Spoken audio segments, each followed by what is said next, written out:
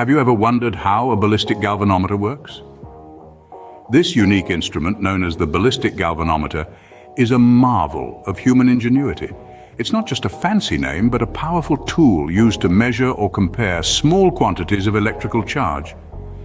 The ballistic galvanometer has a rich history. Its roots can be traced back to the 18th century when pioneers in the field of physics were exploring the mysteries of electricity and magnetism.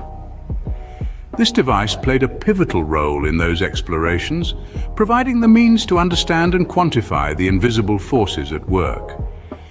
Today, the ballistic galvanometer continues to hold an important place in scientific research and education. It's a testament to the unwavering curiosity of the human spirit and the relentless pursuit of knowledge that drives us forward. So, buckle up as we dive into the intriguing workings of a ballistic galvanometer. What makes up a ballistic galvanometer, you ask? Well, let's break it down into its essential components. Our key players in this device are the coil, the suspension wire, the magnet, and the scale. Each of these parts plays a significant role in the operation of the ballistic galvanometer. Firstly, we have the coil. This is typically a rectangular or circular frame with a number of turns of fine wire. It's the heart of the device, really. When an electrical current passes through this coil, it creates a magnetic field around it. This magnetic field is what enables the coil to interact with the other components of the galvanometer. Next up, we have the suspension wire. This thin, delicate wire is what allows the coil to swing freely. It's a crucial part of the mechanism because it not only supports the coil, but also provides the electrical connection to it. And when the coil is deflected by the current, this wire twists, providing the restoring force that brings the coil back to its initial position. Then we have the magnet. This is a stationary component that provides the magnetic field in which the coil moves. You can think of it as the stage on which the coil performs its dance. The magnet's field interacts with the one created by the coil, causing the coil to rotate. And lastly, we have the scale. This is where the action is read. It's a calibrated scale that allows us to interpret the deflection of the coil. Each swing of the coil corresponds to a specific current, which we can read off the scale. It's like the scoreboard, telling us the result of the interplay between the coil and the magnet. So in a nutshell, the coil creates a magnetic field when a current passes through it. The suspension wire allows the coil to rotate and provides a restoring force. The magnet provides the field in which the coil moves, and the scale allows us to interpret the results. Now that we know the parts, let's see how they all work together. Ready to unravel the magic behind the ballistic galvanometer? Well then, let's dive straight into the heart of this fascinating device. The working principle of a ballistic galvanometer rests on the foundation of electromagnetic induction. Now, if you're scratching your head over that term, don't worry, we'll break it down for you. Electromagnetic induction, in layman's terms, is the production of an electromotive force or a push of electrons across a conductor when it's exposed to a changing magnetic field. It's like a cosmic dance between electricity and magnetism, where each influences the other. Now, how does this relate to our ballistic galvanometer? Let's delve a little deeper. Inside the galvanometer, we have a coil of wire suspended between the poles of a magnet. When a current passes through the coil, it generates its own magnetic field. This is where our friend, electromagnetic induction, comes into play. The magnetic field generated by the current interacts with the magnetic field of the magnet. This interaction results in a force that causes the coil to rotate. The more current we pass through the coil, the stronger the magnetic field it generates, and the greater the force that deflects the coil. The coil's deflection is like a dance move responding to the rhythm of the current. Now you might be wondering, but wait, doesn't the coil stop moving once the current is cut off? Well, you're right. Once the current stops, the magnetic field generated by the coil disappears and the force on the coil vanishes. But here's the catch. The coil, due to its momentum, continues to move for a bit before it comes to rest. This movement of the coil in the absence of current is what we call ballistic motion, and hence the name ballistic galvanometer. So, in essence, the deflection of the coil is directly proportional to the charge passed through it. The more charge you pass, the greater the deflection.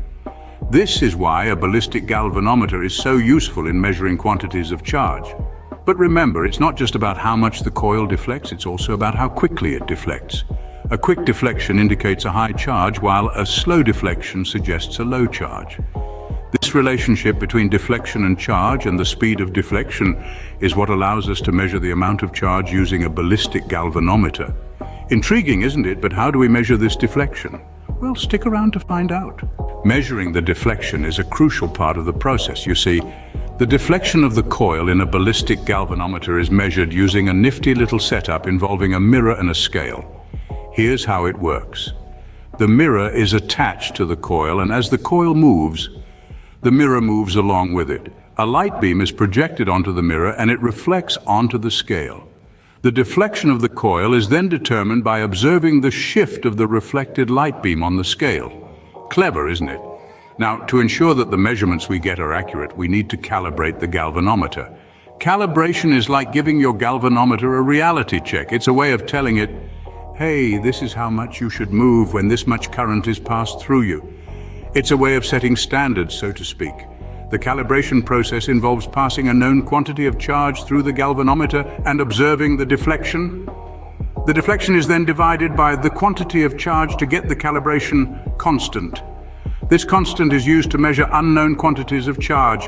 It's kind of like when you use a ruler to measure the length of an object. The markings on the ruler are your calibration constant.